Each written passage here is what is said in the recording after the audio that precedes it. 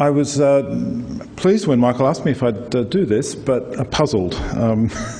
This is an essay. It was published electronically by Griffith Review. It's available on their site, about gangs and leaders. And I'm really interested in this question of who gets to be the leader.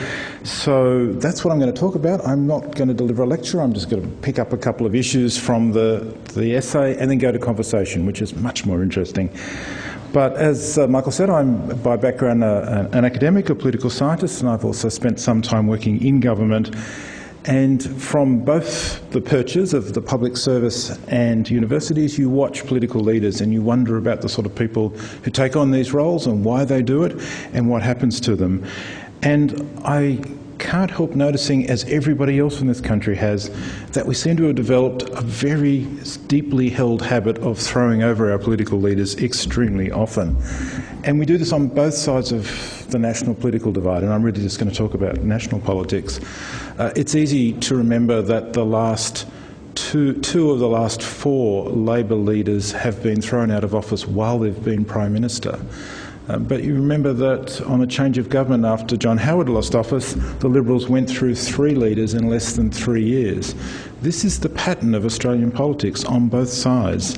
And we often think of this as something new and sort of tells us something about change, which is, I guess, how I began thinking about it. But the more I looked at it, the more I realised this pattern is good for about 110 years of Australian politics. There's nothing new about the tendency to throw at our leaders. So it was worth trying to think about why and trying to find a framework to think about why. And I found the framework improbably in a literature from sociology in the United States in the 1920s. And it's a literature about street gangs. Those groups of boys, and they always are boys, about 95% of street gangs are male, all male, that roam the streets of Chicago and New York and Boston, which are where the classic studies were done. And the first of these classic studies was done by someone with the wonderful name of Frederick T. Thrasher, who as a young PhD student surveyed about 1,300 different street gangs in Chicago. And he wrote a book called The Street Gang, The Gang, and a study of street gangs in Chicago. He was in his 20s, but the boys he was looking at were 13, 14, 15, sometimes younger. They lived pretty marginal lives. They lived in these small street gangs that did interesting things together. And Thrasher just wanted to ask a simple question, the obvious question, so who gets to lead the street gang? And you'd think that'd be pretty simple. And after studying 1,300 street gangs, he was faced with the awful dilemma that he had no idea who got to be the gang leader and no way of predicting it. He said it just doesn't make sense. Sometimes you get these gangs that are full of daring boys and they pick the most cautious one to be leader. He found this group of highly athletic boys who picked a boy with a disability to be their leader. Sometimes it's the biggest boy and sometimes it's the smallest, and so on. And what he noticed is that gangs turned over their leaders all the time.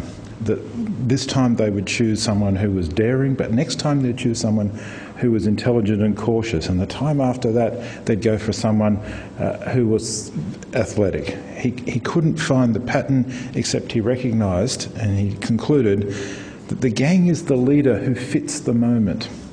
That these gangs, which had no loyalty to any particular leader, picked the boy amongst them who seemed right for the moment. And the moment the circumstances changed, they didn't need that person anymore and they went and found somebody else. Which led him to the really worrying conclusion that maybe the leader wasn't in charge at all. Maybe the gang picks someone when they need something done and then they just move on, and that the leader always has the illusion that they're in charge, but they're not. So this was the studies in the 1920s. It was replicated in the 1940s in Boston, amongst the Irish community of Boston, in a famous book, Street Corner Society. And in this book, almost all the same patterns were identified in Boston, but the author found a few other patterns. He found in particular that the leader always gave more than they got. That to be leader, you had to constantly buy the support of your followers. That this was something unexpected, that the leader didn't amass great personal wealth from being the leader. On the contrary, they were constantly busy handing out whatever they could get to keep loyalty. And this is, I think, profoundly part of the pattern. But this literature was forgotten until the 1990s, when someone decided to have another go. Someone decided in Chicago to have another look at a gang and see whether the old pattern still held. And this rather brave Indian-American sociologist spent several years with a frightening gang in the slums of Chicago in the 1990s, and found that although the gangs were different, they now had guns, they relied on selling drugs, they were much more organised because they needed to be to do the distribution of the drugs. Nonetheless, exactly the same patterns of leadership could be found amongst those gangs. And this is what got me thinking, what do we learn here? Well, what we learn is that what matters isn't the leader but the party. It's the party who's choosing, the parliamentary party who's making the choice. And the parliamentary party, like the street gangs, chooses the person who seems right for the moment. And the loyalty to the leader can be very, very provisional indeed. That the moment the leader seems not to be able to deliver, then you're going to throw that leader over. And the reason that parties do this is because the parliamentary party are the only people who get to choose political leaders in our country. It doesn't matter who the membership of the Liberal Party is, none of them get a say in who the Liberal leader is, only the people in the Parliament. And the same is true in every other Australian political party. And one of the great things that we have in common between Labor, Liberal and the Greens and the Katter Party is they all have identical rules for choosing leaders and for removing them. So there's no difference at all across our political spectrum about who we choose as the leader. And then if you go through that frame, so loyalty is provisional, you pick the leader for the moment and you throw them over as soon as you don't need them anymore, you start to see that pattern of Australian politics run all the way through. And think about the fall of Bob Hawke. So Bob Hawke's elected in '83. He's the most successful Labor leader in history. He still is. He wins 4 successive terms, 83, 84, 87, 1990, and he's there on the stage at the 100th anniversary of the Labor Party. It's hard to believe that a party just a few months later would throw him out of office, but of course they did. And what changed? Well, he was doing really well till John Hewson got to be the leader of the Liberal Party, and Hewson introduced fight back. And suddenly the game changed because all of Hawke's perceived strengths did not equip him to be a convincing opponent to this new program of economic change that John Hewson was promoting. And all of the aggression and rough edges of Paul Keating that had made him seem unacceptable as a leader just a few months earlier when he first challenged suddenly become exactly what you need in a leader if you're going to take on John Hewson. And the Labor Party almost overnight throws out Bob Hawke and brings in Paul Keating. This is a story we have seen over and over again on both sides of politics. In fact, if you look at Australian leadership, almost no leader ends their career happily. A very few have had the good sense to die in office. Lyons, Curtin and Holt.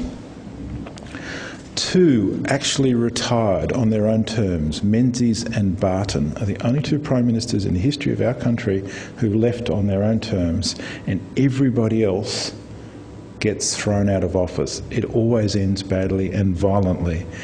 And this is quite a striking feature about our political system. You just don't see this necessarily in other places. So then you ask, well, if you are a leader, what can you do to maintain your political control?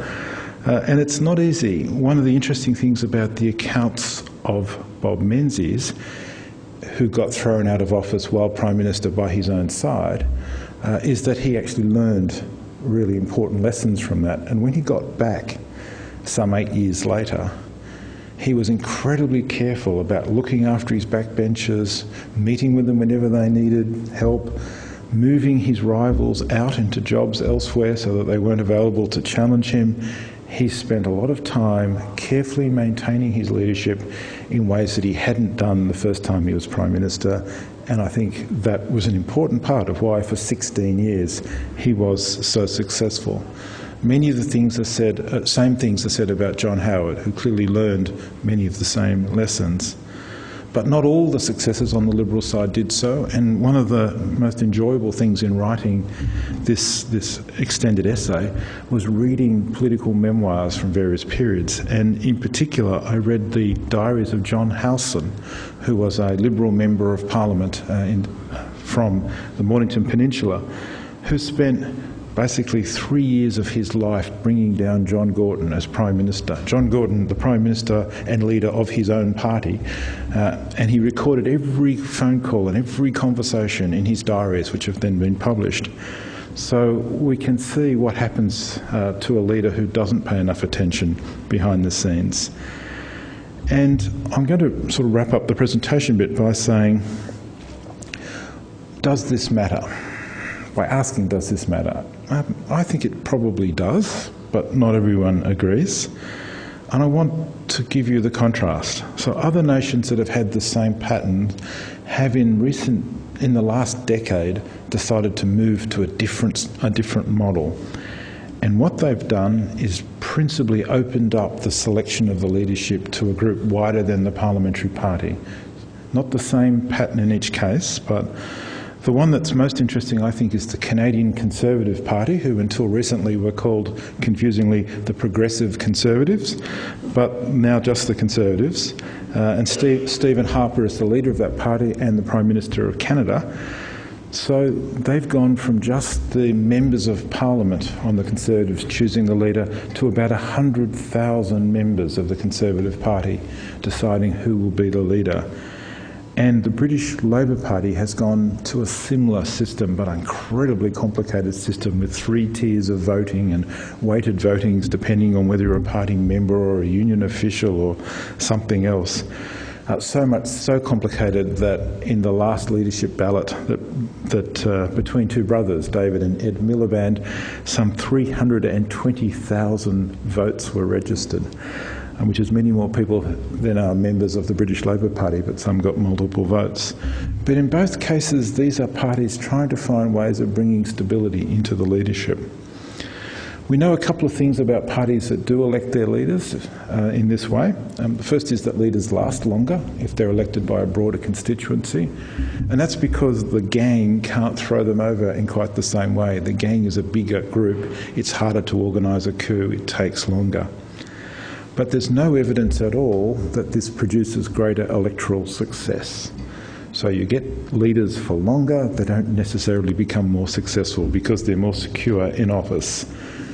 What's interesting, I think, for us is that there's absolutely no debate and no discussion about this issue in Australia. There's no indication that any political party, Greens, Qatar, Liberal, Labor, anybody has any interest in changing the current system. So there's no pressure to change at all. And the fact that we're not going to change means that the pattern we are so used to, we almost stop noticing it, that we assassinate all of our leaders on both opposition and government pretty regularly.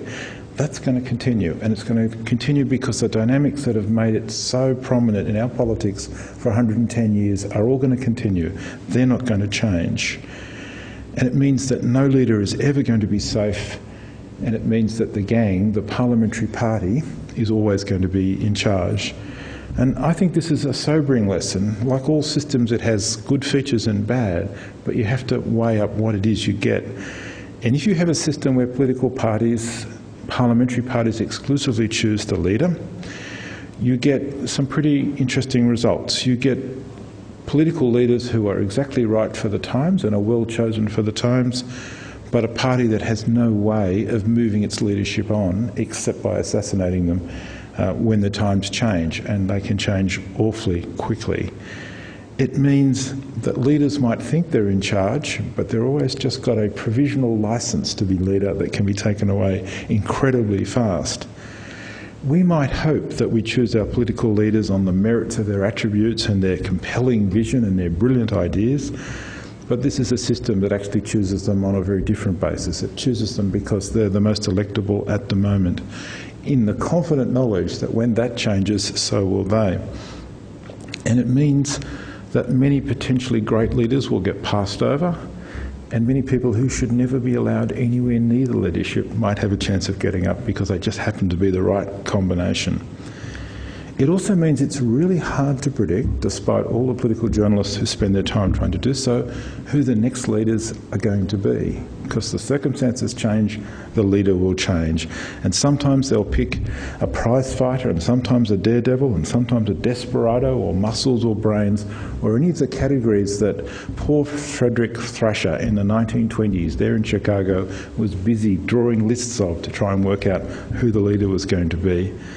It means those who aspire to political leadership in our country have to live with the uncertainty that carries with that.